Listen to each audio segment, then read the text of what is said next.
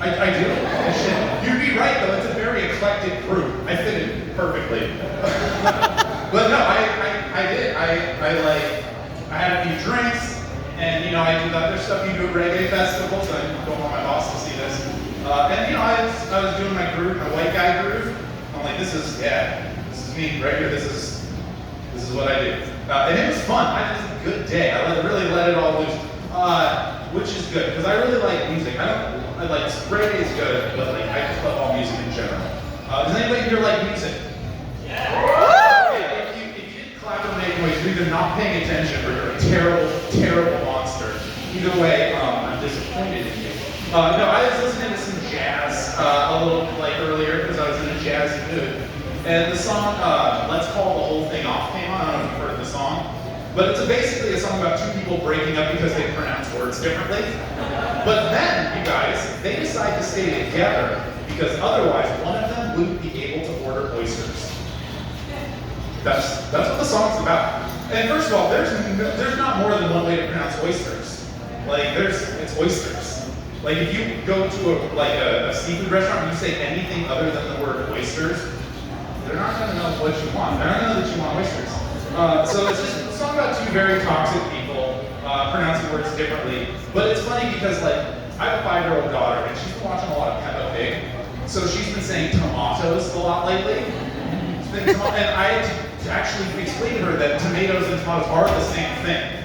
And she didn't believe me. She thought that tomatoes were a completely separate thing. And so I kicked her out because I can't, listen. I was like, I heard this song, let's call the whole thing off. Get the fuck out. It's not a word. But so those are examples of good days. Another example of a good day is Tuesdays when I come down here. And it's not because, it's not because I can tell jokes. It's because I really like the area, which is weird because it's a really dangerous area, you guys. It's dangerously attractive down here. And that's why I like it. I come down here and everybody's gorgeous. Like the employees at every store, especially this one, are gorgeous. Everybody that comes in is gorgeous except for me. And I was parking my car a couple weeks ago and this crazy shirtless homeless guy approached me and asked for $1, and he was fucking cut. Like he had cum gutters with their own cum gutters. This guy had a semen irrigation system going on his torso. And all I got was a $20 bill, and what do you do in this situation? So I gave it to him. And then I sucked his dick. And then what you guys are thinking? You're thinking, whoa, that's too much. That's too far.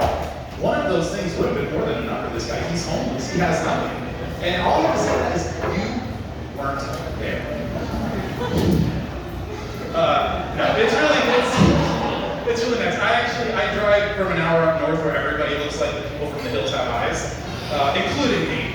And so it's really nice to come down here and just get out of the hills. Anyways, an example of a bad day, guys, would be one I had a few months back where I found myself crying watching someone else watch Mrs. Doubtfire on YouTube. I will let that sink in for a second, then we're going to break it down for maximum effect. I, a 31-year-old supposed adult man, cried tears from my face uncontrollably, watching a complete stranger watch the 1993 family comedy classic starring Robin Williams, Mrs. Doubtfire. And I get the subject matter could be poignant to my situation, separation and all that, but I'm sure that you would, if I told you I cried watching Mrs. Doubtfire, you imagine me in a house watching it on a TV like a normal person, feeling feelings. That's how people watch movies. No, I was in my car, on my lunch break, hunched over my phone, sobbing uncontrollably. Why won't you take it back? He's dressing up like a woman for you. And so that's why I started dressing up like a woman and just visiting my ex and my daughter when they think that I'm doing other things. It's really good. It's a good way to live your life, you guys. Does anybody watch reaction videos on YouTube? Anybody? Usually there's at least one. You shook your head, yes, that's good. At least one. That's all I need. I just need one, you guys.